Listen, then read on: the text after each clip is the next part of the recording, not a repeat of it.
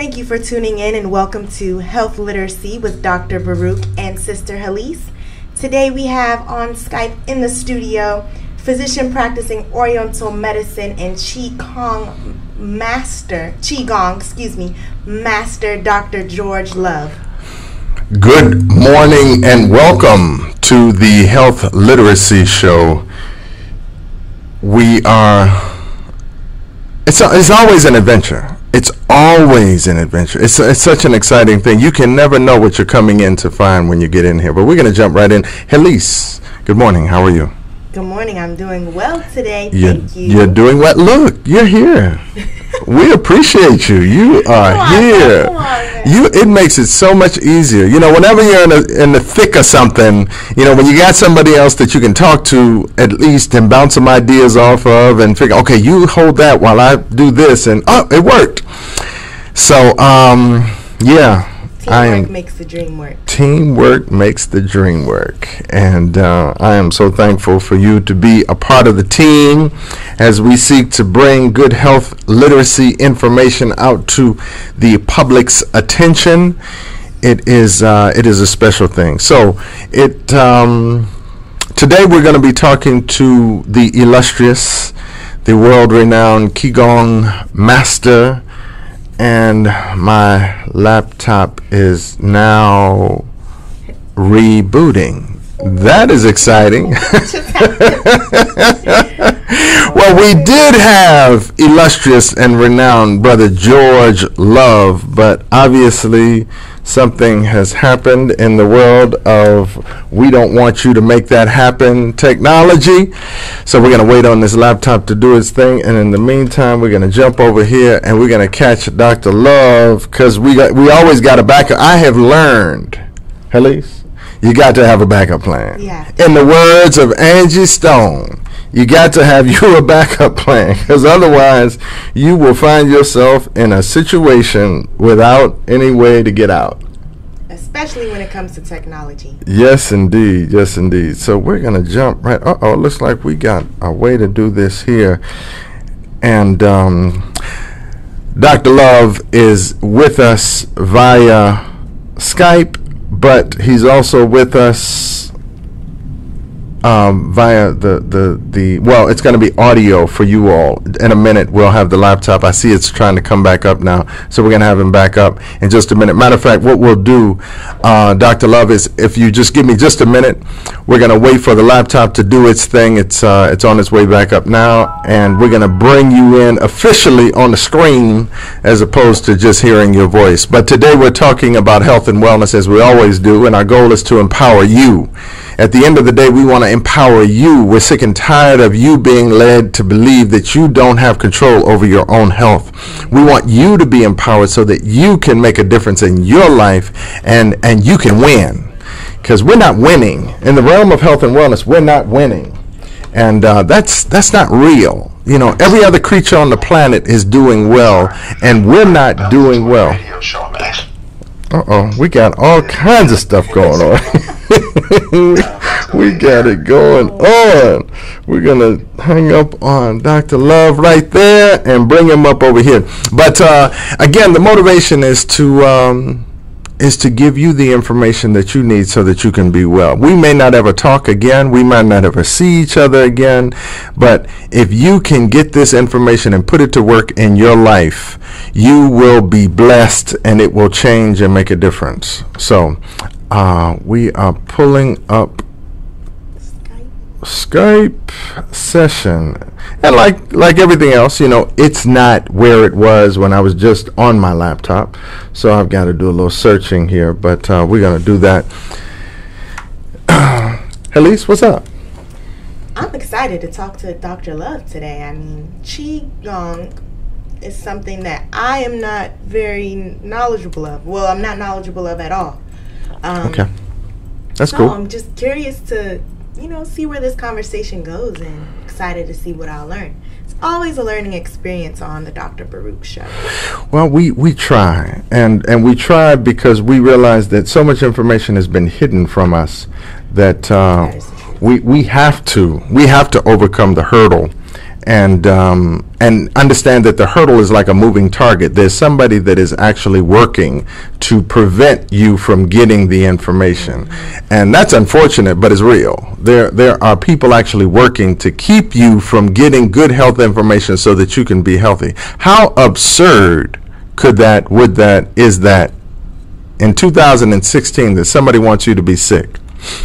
So I believe we have Dr. Love. We have his voice. We're about to get his image in just a minute as I secretly encode a message to Dr. Love that we're going to get his video image in just a minute so we can pop him up on the screen here and we can begin this conversation, much awaited conversation and discussion on health, Oriental health, and medical Qigong, and we're going to find out whether it's Qigong, Qigong, or whatever other expression that you hear people use when they refer to it. You think it's Qigong? You think so? I think so. Well, we're going to find out. We're going to find out from a master. And Dr. Love, are you there with us? I'm right here. You are there. We just don't see you. We want to see you. Can you help us out? Well, I can see myself through my camera, so okay. I only see your screen image. I don't see your real image.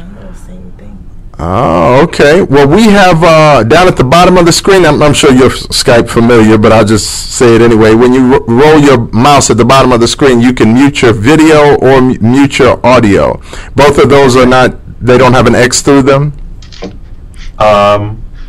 Yeah, no, there's no X through any of my stuff. Okay, that's what's up. We don't want our stuff to be X'd out. Okay, well we're going to go and we're going to bring your image up here. And we're going to get into this conversation. Dr. Love, how's it going? How's it going, brother? It's going great. I live in Florida. I made a choice 25 years ago to move to Florida. At the time, I was living in D.C. I was actually living in Mount Rainier, Maryland. Yeah. And I was very closely associated with Brother Kibwe Bay. Yep. And I worked out of his little health food store at 4th and H. I had built a little office in there, and I was doing acupuncture there for about a year and a half.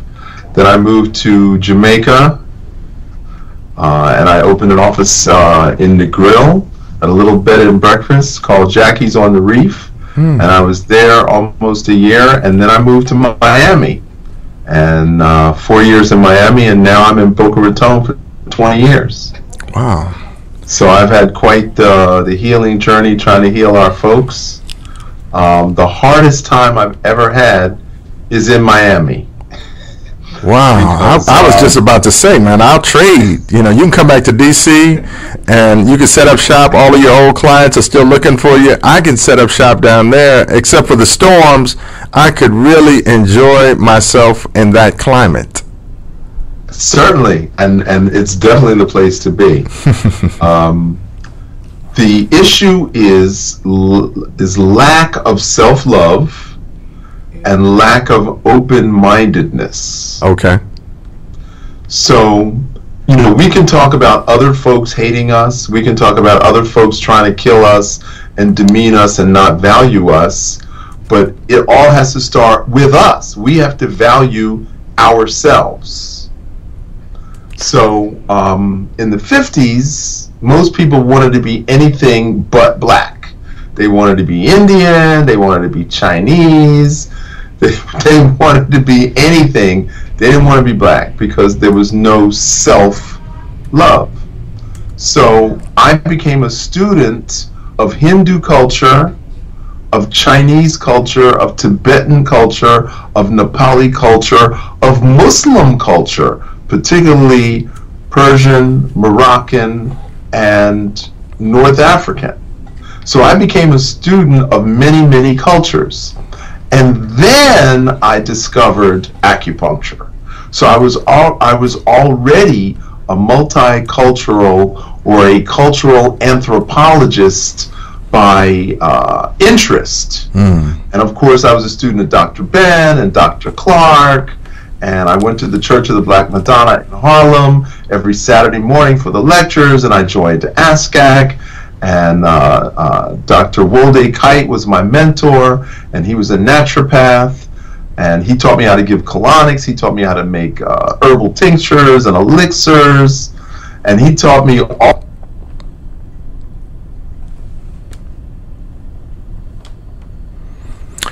Okay. Not Dr. Love, are you there? Okay. So his mentor became my mentor, and his mentor was Professor Lee.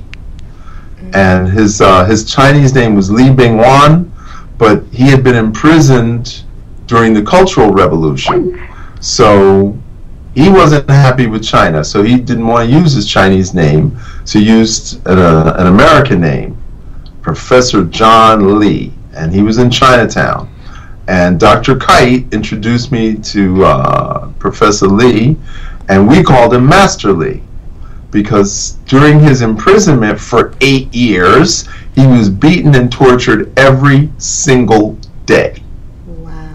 And the only thing that kept him alive was Qigong. And when I heard that story, I wanted to cry. And I said, if there's anything in my life that I'm ever going to do, is I'm going to learn the thing that's going to keep you alive when you're being beaten and tortured. So that was my interest, and that became my passion in learning the medical Qigong. So prior to learning Qigong, you did say that you studied all these different cultures and you traveled. I'm curious to know what fueled your interest in different cultures and anthropology and spirituality in the first place. Was it the way that you were brought up? Was there a specific situation that occurred that made you want to take this route? Like, what initially led you to this path? Okay, so when you are told, because my parents were colored, and then they were told they were Negroes. So in 1905, W.E.B. Du Bois started the National Association for the Advancement of Colored Peoples, with an S on the end of it, plural. Now, who are the colored people? Well, if you're Native American and you decide to become a citizen and step off the reservation, you're colored. If you're Portuguese and you come here, you're colored. If you're Turkish and you come here, you're colored. If you're Filipino and you come here, you're colored. If you're Syrian or any kind of Arab Muslim, you come here, you're colored. Now, in 1923, the Census Bureau flipped colored to Negro. So they eliminated color as a box on the census form, and everybody became Negro. And now, it took a long time for that to sink in, because, like I said, when my parents were young, they thought they were colored. And then, all of a sudden, now they're Negro. Now, on my mother's side, we're Seminole Indian. On my father's side, we're Cherokee. So when I asked my father, he said, that doesn't make a damn bit of difference. They're going to still mistreat you no matter what you are. If you're not white, they're still going to mistreat you. So I didn't know what my culture was. So that was my interest in finding out about other cultures. Okay. So I wanted to know, what does Hindu? Because when I went to India, all I saw was black people. I didn't see no white people in India. And yet, every image we see on TV and magazines, Indians look white. So there's definitely something up. So I had to discover what that was, and that was my interest in finding out about all these other cultures. Now, my grandmother used to slap me if I slouched or I dragged my feet behind me. And you know, there's certain names for people who walk with who kind of drag their feet. Right. When I went to Togo, I was in the capital of Togo. At 12 noon, the sun is kicking your behind. It is like 110 in the shade. And people walk like that to conserve energy from the heat. And we were taught that was lazy. Only poor, degraded black people walk slouching, dragging their feet. That's a heat conservation method. So that self-hatred comes from someone else not valuing our culture. Okay. So that's what made me determined to find out what is black culture. So I went to Togo, I went to Ivory Coast, I went to Ghana, I went to Burkina Faso, I went to Benin, then I went to Morocco, I went to Egypt, I went to Sudan, okay? So I went to as many different countries to find out what the difference was. So in doing so, I found out we are ignorant about ourselves. Right. And all these people who are calling themselves Afrocentric can't name 8 countries in West Africa. Yeah. Right. They don't know Central Africa from East Africa. They can't name 3 countries in South Africa. So I'm African, and you don't know nothing about African, or their culture, or their history. Right. Okay? So, cool it on the African stuff. What is your culture? Okay, now my culture is hip-hop. Hip-hop is a culture. It's art, music, dance, and food. That's what a culture is. Art, music, dance, and food. Now, to jump ahead, because I know you're going to ask me this question later on, how does one become enlightened through the stairway of heaven, or through the 7 chakras? The only way to go through all 7 chakras is through music and dance. And if you're going to call yourself African, the only thing that you know about Africa is African drumming and dancing. Is that true? That sounds correct on my end. If you don't know nothing, you know Africans are known for drumming and dancing. Yep. That's the only way to become enlightened. And we don't know that. And I was at 2 conferences recently in Atlanta, and there was only 1 drummer in the room. 300 people. Afrocentric. 1 drummer. Wow. Now, Dr. Love, explain that, because I think that's a key point that I need to get in my life. The way that I'm going to become enlightened is it's going to be through the drum or music and drumming and dancing. It's movement. Movement is life. Okay? So picture 2 elders standing in front of you. One has a ton of wrinkles, but can jitterbug and jive and jump up and flip back, and the other one has perfect skin, perfect hair, but walks as if they're going to fall over. Wow. Which one is younger? The one who can move. The one who can move, exactly. So it's not what you look like that makes you old, it's that you can't move, that stiffness. Which brings us back to Qigong, right? Which brings us back to Qigong. So what is Qigong for myself and for listeners also who may not know? Okay. I'm going to ask you 2 very silly questions. Okay. What is water? It's liquid. It's oxygen, hydrogen. It's life.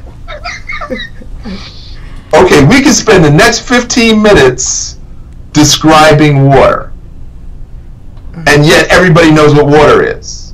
Right. Right? And you want me to give you a 1 sentence on what is Qigong.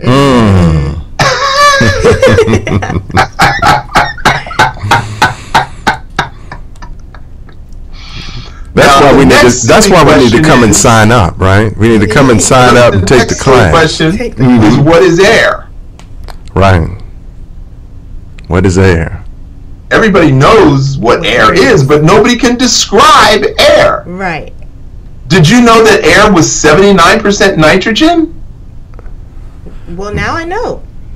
But most people, 99.99.99% of the people in the world, if you ask them, does air contain 79% nitrogen, they're going to say, hell no. Right. And yet, nitrogen is all around you, and you don't know a damn thing about nitrogen.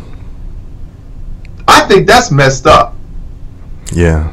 I think that's really messed up, that you don't know that air is 79% nitrogen and what it does to your body. Okay, well, give us that portion too. What does it do to your body? Okay, so, did you ever go scuba diving? No. I think I did. I did some scuba diving once. Once, okay. Have you ever heard of a disease called the bends? No. Okay, do you know what a hyperbaric chamber is? Yes. Okay, what was the original purpose of a hyperbaric chamber? It was Michael Jackson's way of getting away from the rest of us, right? I said the original purpose, not the media purpose. No, I don't know. Good one, Dr. Baruch. Good one. Okay, so the original purpose was when you came up too fast and the nitrogen in your blood coagulated the blood and a blood clot went to your brain. So the purpose of the hyperbaric chamber was to redissolve the nitrogen. Message received from Zeta T. Okay? Yes. So when you go down in the water, the nitrogen breaks up into tiny little bubbles. When you come back up, the nitrogen recollects. And if you come up too fast, it recollects too fast and causes a blockage in the blood. Wow. Okay. Nitrogen is how you break down compost into dirt. Nitrogen is how you preserve meat. Bacon is preserved with nitrogen. The cryotherapy, the freezing cold therapy, Yes. is liquid nitrogen. We should know, if we're doctors and scientists, we should know about air, and we should know about water. Now, a molecule of water is H2O. Yes. That's simple. Every school kid knows that. But did you know there's 144 different ways that water molecules can connect to each other? No. Not at all. Did you know that there's only 8 different ways that water can freeze? No. I didn't know there was any beyond one. Yeah. Okay, so these are basic things, air and water, and we don't know anything about it. Right. Wow. So now I'm going to take you one step further. When you breathe in, Dr. Baruch, what do your lungs do? Expand. And they push in on what 2 organs? Okay. I'm going to go with the heart, Right? and the liver. And the kidneys. Kidneys. The kidneys are at the bottom of the lungs. So when the lungs expand, it pushes down on the top of the kidney. What gland is on top of the kidney? The adrenal glands. The adrenal glands. So, very relatable, they say, take a deep breath.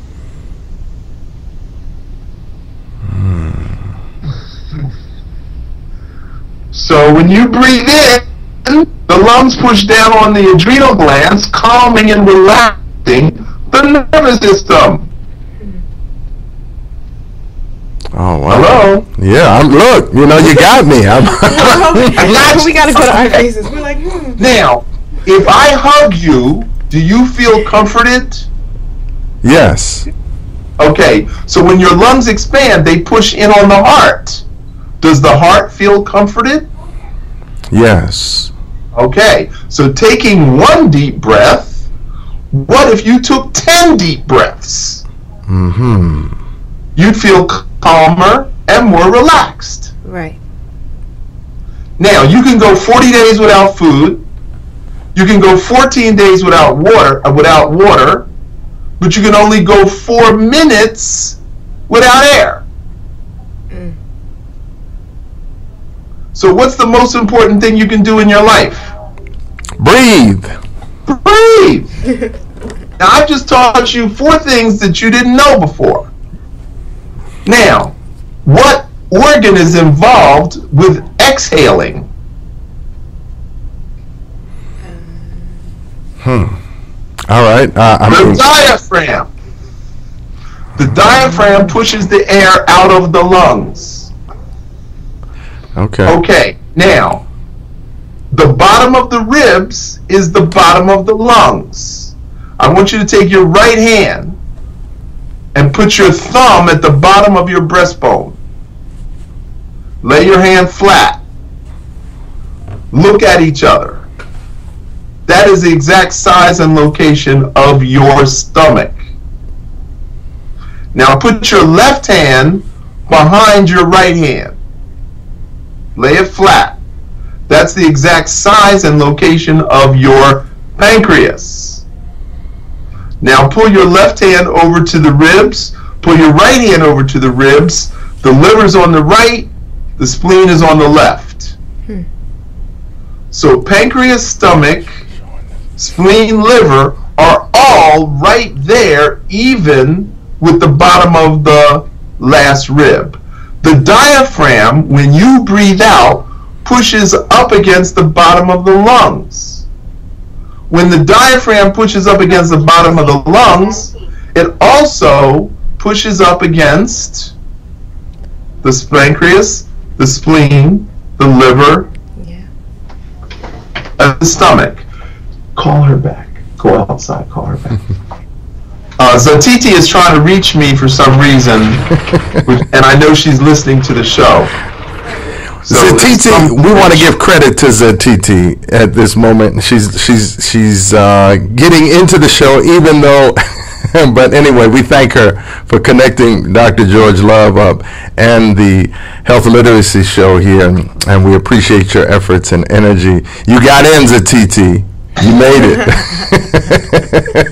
I heard a text message on your phone, too. Go ahead. You were talking to us about breathing and oxygen.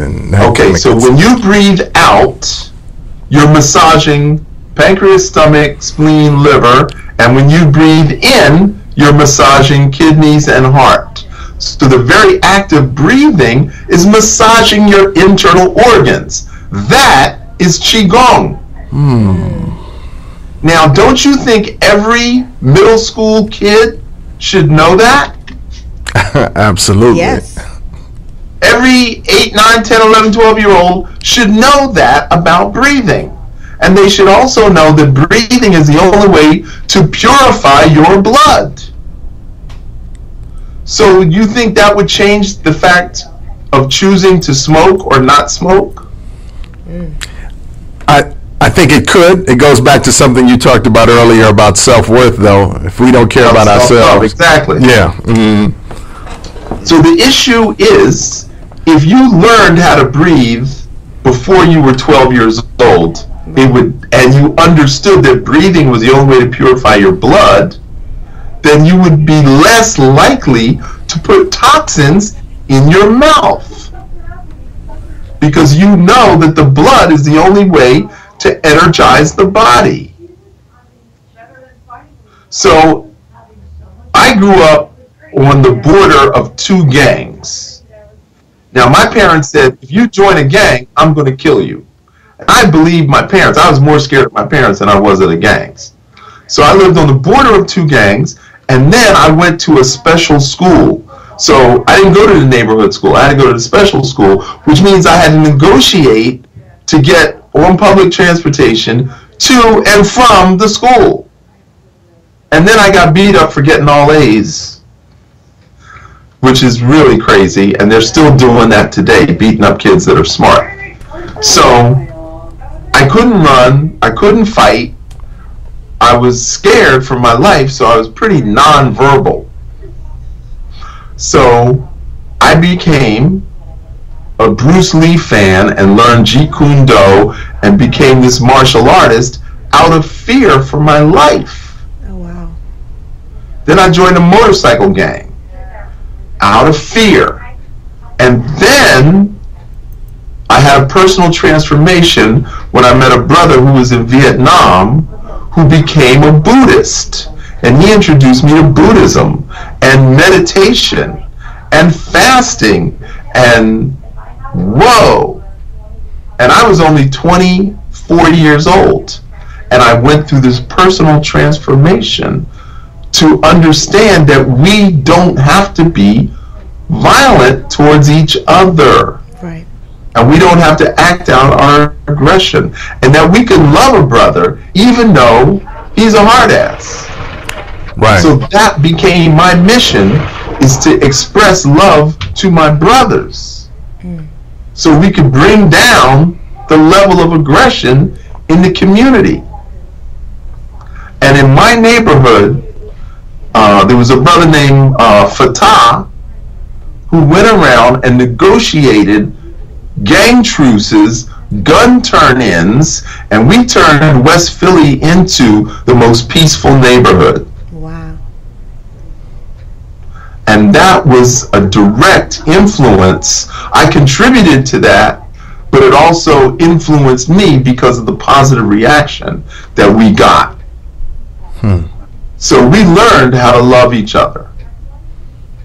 And that's the message that I want to bring to young people, is that you learn how to love yourself first, love your brothers second, treat your sisters with respect, and then we can actually make a new culture. Right. Right. Okay? Now, the culture of health, the culture of healing. Okay? Now, my uncle was stationed in Kenya. He was a U.S. information officer. So when I was a teen, we went to Kenya to visit him and did the safari and the whole 9 yards. And I found out that 25% of the Maasai tribe were healers. That's 1 out of 4. Right. Healers. And then I come back home, I come back to Philly. What's a healer? Who does that? So when I got out of the military, I went to massage school so I could become a healer. And then after massage school, I ended up going to acupuncture school in Montreal, Canada, because there was no acupuncture schools in the United States. And then when I got out of acupuncture school, I opened up my office in Harlem on 125th and Lenox. And that's how I got to meet Dr. At the Tree of Life bookstore. Brother Kanya Vashon McGee was world famous for the Tree of Life bookstore. And down in the basement, he had all these lectures and workshops. And that's where I met everybody. And 10 years later, I became the principal teacher. So that's how the whole ball got started. Queen Afua was my sister. We both had Dr. Kite as a mentor, and she had the center over in Brooklyn, and I had the center in Harlem. So we're still on the path, still trying to heal people, but we have to heal minds before we can heal bodies. Right. This drives me to a point, Dr. Love, that I think you have expounded on in previous videos, and you and I have talked about it, the disparities. Why? First disparity I'd like for you to address is why the human health disparity between all other creatures on the planet, and then why the health disparity between the darker complected, melanated humans and those of a lighter hue. Okay, that's a why is a very interesting question. So why is there health disparity? Okay, so I spent 24 years of my life wanting to be a doctor and going through all the training to being a doctor and learning doctor lingo and doctor protocols and communicating with other doctors. And now there's a patient in front of me who doesn't seem to understand my lingo and doesn't seem to accept my authority. And therefore, I'm going to lose patience with that person, and I'm going to be short and cut them off and not give them the full attention that they deserve, or give them the options that might make a difference to help them with their health challenge. And that's egoistic behavior of medical doctors in general, whether they're from India, Cuba, or the United States. So that mentality, that egoistic mentality, is what drives the health disparity.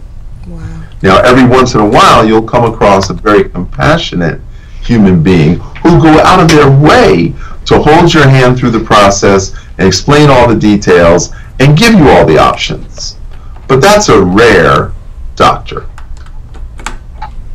Mm-hmm. And also, then, what is then our role in this disparity? Is it just the doctors that are to blame? I am so glad you said that. In any relationship, there's two players. And so we do have to look at what our issue is. Now, my father was a PhD in science education.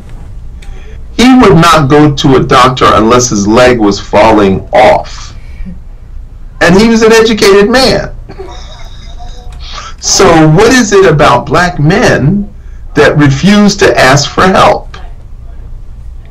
Or even research options by doing what they call second opinion and third opinions. So if you don't do the research, then you can't know what your options are. And if you think that you don't have value, how many times have you heard people say, oh, I'll just do whatever the doctor says? Right? You've heard that 100 times, right? Yeah. So when I lived in Harlem, there was a hospital called Columbia Presbyterian Hospital, and people would go there for routine examinations and die 5 days later. Wow. And it got to be a joke, and people were like, if you get sick, don't go to Columbia, you'll die. So people just were not going. And then one day I decided to find out 80% of the nurses at Columbia Presbyterian were black and Hispanic. So I'm like, well, if all the nursing is black, how come black people are dying? Are they treating each other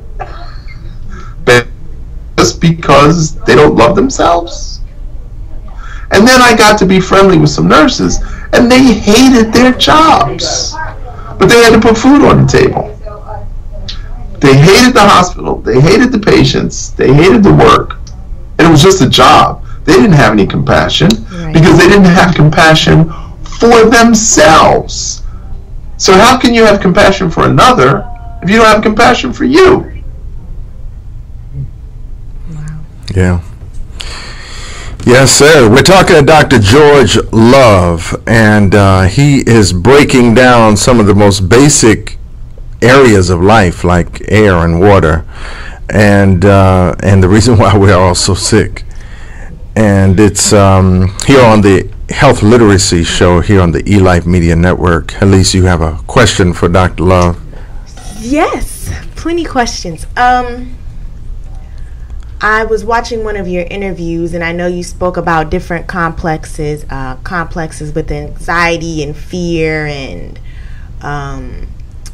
abuse or grief or whatever the situation may be. And you spoke about how once you identify these complexes, there are ways that you can go about making better decisions. And there's also Qigong practices that can directly apply to those issues in your life. So I'm wondering, like, how has Qigong changed your life, and how do you apply it to, your everyday routine or your day-to-day life, applying what you learn with Qigong?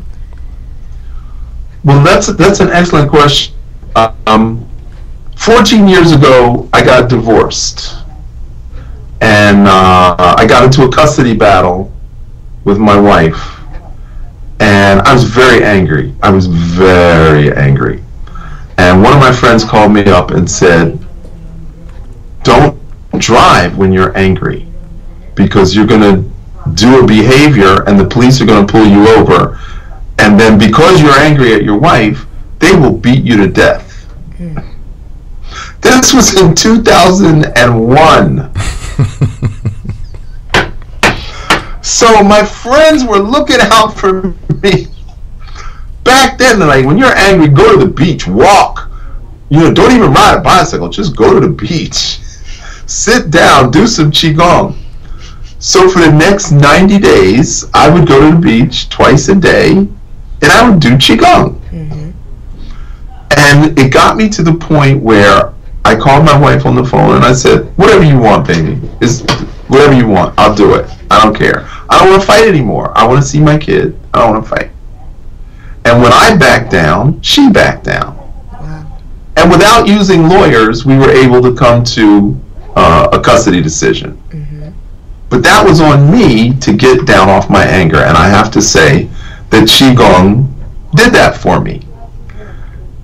It got me to the point where I needed to change my life. So I moved from Boca to Tampa Bay, which is on the other side of the state. Okay. So I move over there and I make a beautiful life for myself, and I'm extremely happy. But my daughter keeps calling me, Daddy, I want to see you. Daddy, I want to see you. So every weekend I'm driving 4 hours back and forth. So one day there's a brush fire, and the governor of the state decides he's not going to put the brush fire out. He's just going to let it burn. So for a month, there's fires, and the smoke is coming into Tampa Bay, and I live 2 blocks from the bay, and the smoke is rolling up into my front yard. Then there's the pollen count of the live oak tree, and the pollen count was 100 times higher than normal because of the brush fires. So now I've got pollen and smoke. Wow. And then my ceiling caves in. Oh my goodness. And there's mold in the ceiling. What's going on? The landlord is really slow about dealing with things. So I got to get plastic tarp and staple off the roof, the ceiling. So the mold, the smoke, and the pollen, and I'm like, I'm done. I can't breathe. So I get a big air filter. I can't use the kitchen. I can't use the bathroom. I can only use the living room and the bedroom. So I'm done. I'm through. I'm holding on to the air filter. I can't breathe in. I can't breathe out. So 3 days of this. And finally, I crawl to the beach. I do Qigong. I come home. I crawl back to the beach at sundown. I do Qigong. So Qigong, morning and evening, for 3 days. The rest of the time, I'm hugging the air filter. The morning of the 4th day, I wake up like I was never sick. Wow. Now, I've been popping Chinese herbs like M&Ms. Nothing. Not one change. But doing Qigong for 3 days, boom, respiratory illness, gone. So at that point, I said, I'm not doing enough to let people know about Qigong. Right. I really have to push this hard, because there's 2 instances in my life in less than 3 years that have made such a significant difference. Yeah.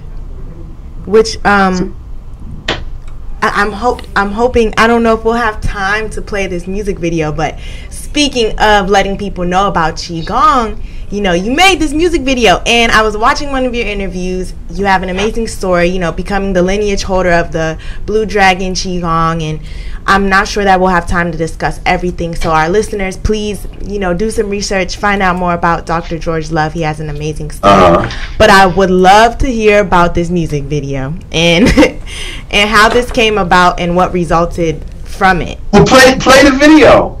You got the video, Dr. Dr. Baruch. Okay, we are queuing up the video as you request. I've been bugging Dr. Baruch about the video since yesterday. Okay. Can you maybe give me a little? I've got the way of. Let's see.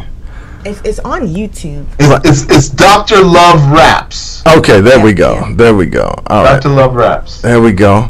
So tell us about the video while I hunt this down. Yeah, how did this even come about? Was this your idea? Did someone bring this idea to you?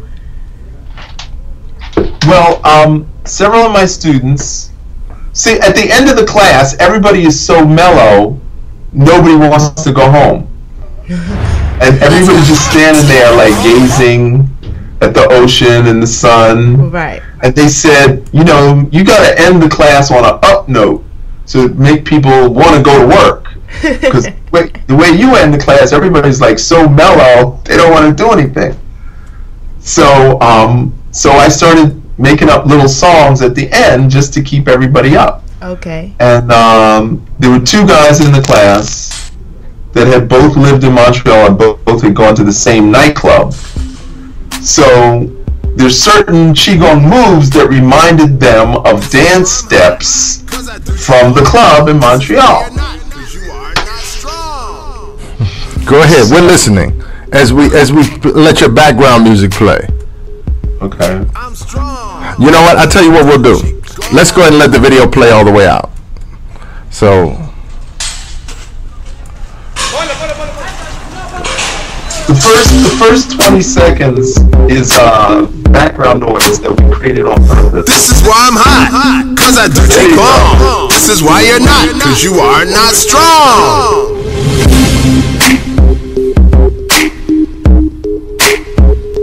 So high beats, man.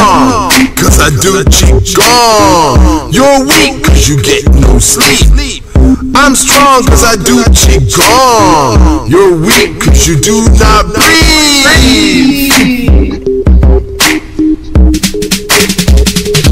If you love your lungs will love your heart. When you love your lungs, your chi will start. When you do your breathing, your chi starts to flow. Cultivate your chi and your energy grows.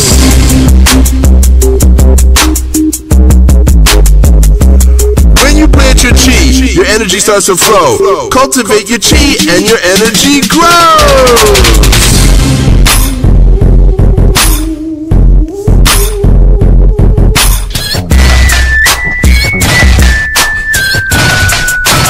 That's original. When you breathe deep and when you breathe long, then you get Qigong. When you breathe deep, when you breathe long, then you get Qigong.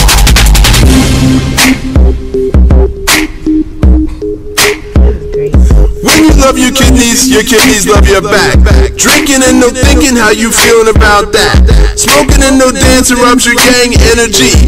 Drinking and no thinking makes you not sexy.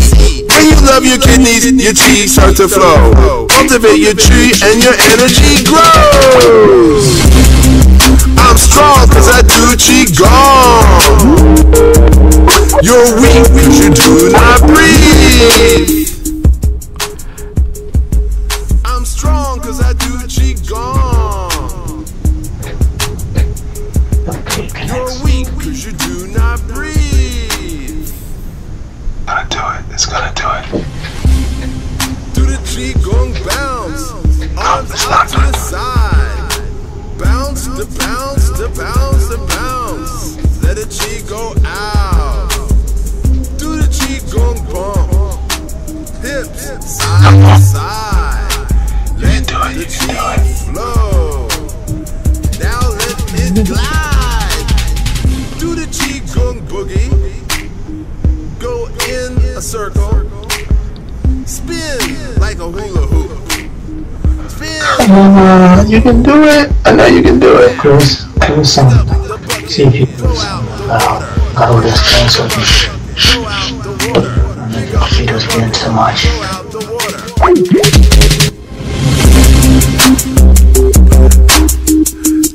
Qigong! Spin! Spin to the left, spin to the left, spin to the left. spin to the right, spin to the right, spin to the right, spin to the right. Now hard. There we go. Put your hands in the air and wave them like you just don't care. We are just closing out. We were checking out your video, and we saw you trying to call in, but when you called in, it dropped the audio, so we had to cut you off so we could finish our jam. We went there jamming in the studio. That's good. Dr. George Love and the Qigong video. What was the name of it again? What's the name of the video? This is why I'm hot. Oh, okay. You're supposed to remember that. It's why I'm hot. So you were going to tell us about the video. This is why I do Qigong. Okay. So tell us about the video. You already explained that, right? Yeah, he was saying that students. So I started. So there were certain moves that reminded them of dance moves. Okay. So I did the movement. I speeded it up, put it to music. So my friend Phoenix is a DJ, and so he said, "Give me a beat." I gave him the beat, and then he came up with 3 different things, and he said, "Which one do you like?" And I said, "Well, I like these 2." He said, "So I'll mix them together." So that's how we got beat. And then once he gave me a song, I spent an hour writing the words. 1 hour writing the words, and then boom, we went in the studio. 2 takes, it was done. And then one of my patients is a professor, a college professor, and she said, "I just lost my job. I can't come and see you anymore unless you want to barter." I said, "Well, what do you do?" And she says, "Well, I'm a filmmaker." I said, "Have you ever done a music video?" She said, "No, but I'd love to try."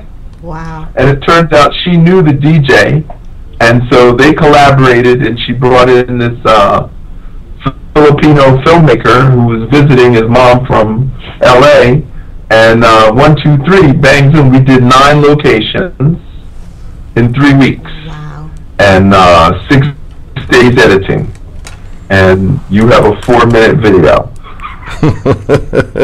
And you ended up winning a film festival? Yeah, the Boca Deerfield Film Festival, we won the best music video. That's awesome. You know Ariana Grande from Boca. Who? Repeat that for us, Dr. Love. You don't know who Ariana? No. It was breaking up a bit. Up a little, yeah. Does it? Okay, Ariana Grande. Oh yes, my little sister loves her. I don't know her. I'm sorry. Well, she's from. Fortunately, I wasn't competing against her music video. But,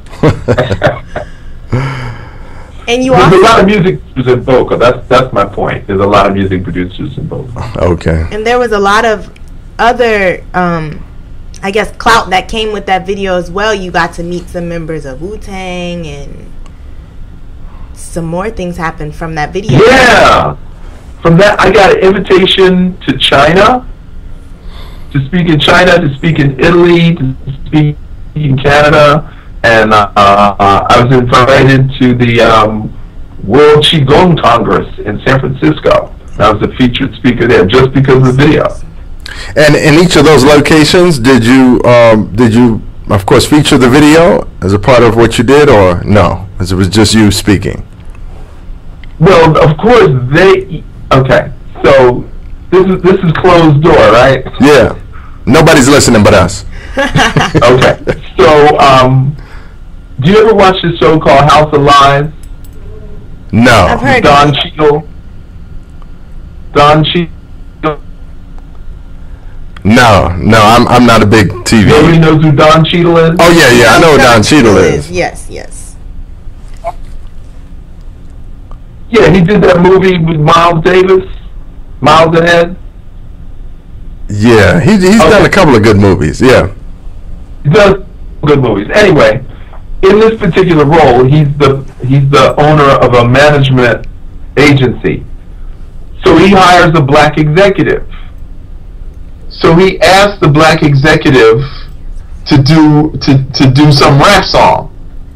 And the minute the guy started, he said, "You're fired." He said, "Never do song and dance in front of white people. Never do song and dance in front of white people." Now, I remembered that. So when I went to Italy and they asked me to perform, what did I say? I said no. And the organizers brought their teenagers out and said the only way I could get my teenagers to come is if you were going to do the song.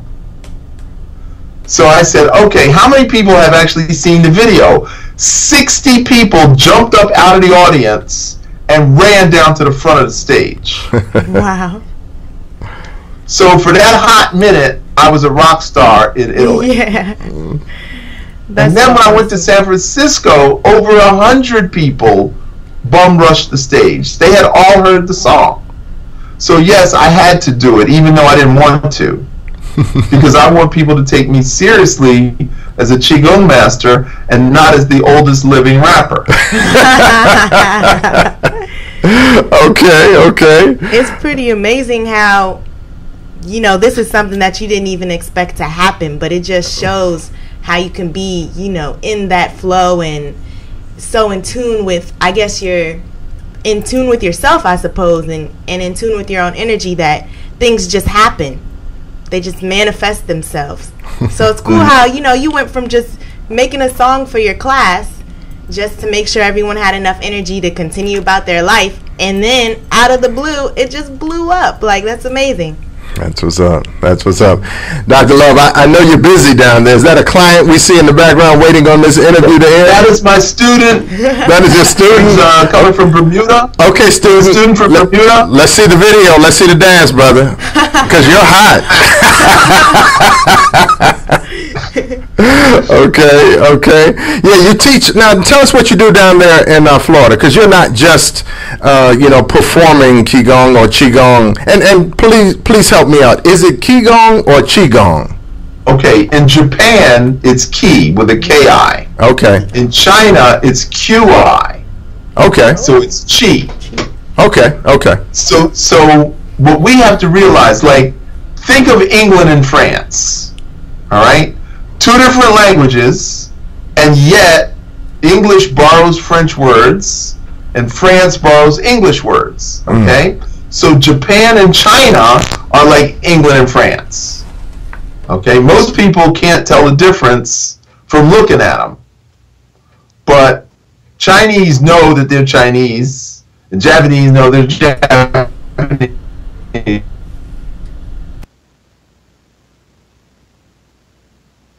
We are talking to Dr. George Love from Florida. He is sharing with us his experiences as a healer, yes, and what started him on this journey and what's got him to this point. So we're very thankful and honored to have him in the studio with us, and he's going to tell us a little bit about what he has going on down there in Florida at present, because I know you're teaching classes and you're turning out some pretty phenomenal people. So tell us about specifically what you're doing there in Florida. Okay, so Chinese medicine is a body of work that's over 5,000 years old. One part of Chinese medicine is Chinese herbs. 25% of all Chinese.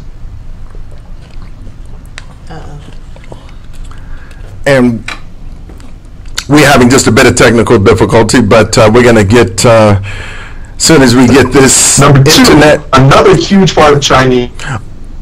What we might do, Dr. Love, is if it's something that you can see yourself doing from the computer, turn off your video, because I think it might be too much information going across the wire. Turn off your video. We're going to give them the still shot of you, so your image will still be on the screen, but the wire, it's jamming up, and we're not able to get all of your audio, and that's really what we want to get. We see you, but we want to get that audio, that great information that you have. So if you're able to mute your video, yep, that'll work. Thank you very much. Now go ahead and continue your explanation, please. Thank you. But okay, good. So does that make everything better now? Yes, that makes it better. Thank you. Okay, so So Chinese medicine, there's 4 parts to Chinese medicine. So one part is herbs, one part is food, one part is qigong, and one part is meridian therapy. Meridian therapy includes acupuncture, heat, pressure, electricity, red light, laser, suction, and scraping. So all the inside of meridian therapy. So to pick one of the tools and say acupuncture represents Chinese medicine is like saying a carpenter is a sawman or the wrench man is the car mechanic. So it's not fair to pick a tool and use that one tool to represent the science of longevity. Okay? So as a doctor of Chinese medicine, what is it that I teach to the public so that they can benefit from what we're doing? So what I teach is the science of transformation. Now, we are physical bodies, we are energy bodies, we are emotional bodies, and we are spiritual bodies. So there's 4 layers to the bio-bodysuit. We have an animal nature, we have a human nature, we have a divine nature. So we call that the 3 treasures. I call it the Holy Trinity. We're animal, human, and divine. So in the process of transformation, which is the science of enlightenment, I want to take my animal nature and connect it to my human nature and then elevate it to my divine nature. So that's what I'm teaching, taking the animal to the human to the divine. Now, how do I do that? How many different methods can I use to do that? Well, food is one, herbs is another, breathing is one, self-massage is another, meridian therapy, qigong is another, and then acupuncture. So now I've got 7 different methods of shifting from the lower to the higher. Now, what if you experience all those 7 things? The next question is, how can I teach somebody else to do what I do? And that's what we call shaman training. So I can teach you how to become a shaman or a priest of Imhotep within the Kemetic system. Or I can teach you to become a Qigong master. Wow. So what I've done basically is I've taken 5 different cultures and mixed them into one. So I've taken the Egyptian, taken the Taoist, and the Caribbean, and I've mixed those 5 sciences, the high culture of those 5, and mixed those into one system, and that is the science of transformation. And we missed part of those 5. So I teach that in workshops, in intensive, on one-on-ones. Okay. Yeah, we missed those 5. What we're going to do is we're going to pick you up another way so that we can make sure that we get those 5. And the 5, I guess, areas of focus, we want to get that information from you. So we want you to pick up that other line so that we can get that information. Okay. We'll keep your image up on the screen, and we're going to jump right in. We missed the 5, the 5 that you were just sharing with us. We want to get that from you. Go ahead. Okay. So number 1 is the ancient Egyptian. Number 2 is the Taoist, which I'll go into in detail. Number 3 is the Tibetan. Number 4 is the West African. And number 5 is the Caribbean. Okay. And so I've taken the high science of those 5 cultures and turned it into the science of transformation. Great, great. And this is something then that is unique and that you don't go to any other school to get those 5 integrated into one. I suspect, right? Absolutely. So number one, we start with the ancient Egyptian. Now, what we know comes from Wallace Budge. Wallace Budge was the keeper of the Museum of Antiquities. Now, 1695, Napoleon invades Egypt. 1695. When did Haiti get its freedom? 1705. 10 years later. But that's another story. Okay. So, 1695, they dig down, and the first burials they come to are Roman graves. And Romans clearly are white. Then they dig down a little bit lower, and they find Greek graves. And Greeks we know are white. And then they dig in a little deeper, and they find Persians. And the Persians are white. And they stop digging. So, their first impression is that the Egyptians are white. Because the Persians invaded 525 BC, the Greeks invaded 330 BC, the Romans invaded 50 BC, and the Arabs invaded 450 AD. So the Romans controlled Egypt for 500 years. That's a long time. The Egyptians Egyptianized the Romans. They Egyptianized the Greeks, and they Egyptianized the Persians. Any other country that invades another country, they imprint their cultural values. But the Egyptians, still being the oppressed, imprinted their culture on the oppressor. Now, that means that Egyptian culture spread all over the known world. Now, we fast forward to Tibet, 800 AD. The Tibetans hold medical conferences. They invite everybody from all over the world to Tibet to present cases, which would then be offered treatments from all the different cultures that showed up. They put all those treatments into one scroll, which became Tibetan medicine. So Tibetan medicine is actually ancient Egyptian medicine. So that's the first thing we have to understand. The second thing is Taoism. Everybody thinks that Lao Tzu, who wrote the book of Changes, is the founder or the originator of Taoism. If you read Lao Tzu, he says point blank, I did not invent this. This science comes from 25,000 years ago.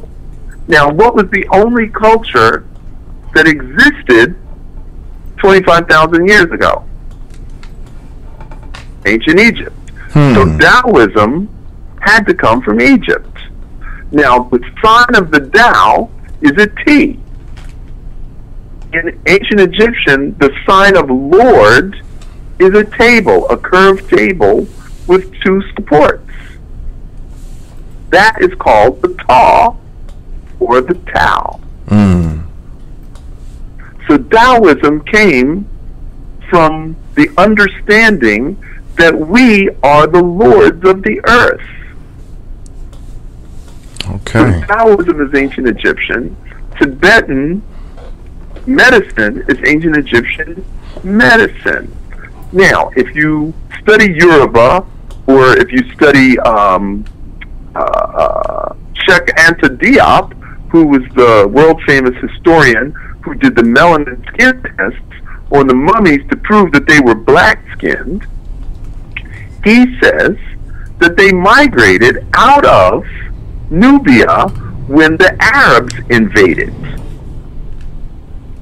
So, Ivory Coast, Nigeria, Burkina Faso, Togo, Benin, all claim that they moved there from Nubia.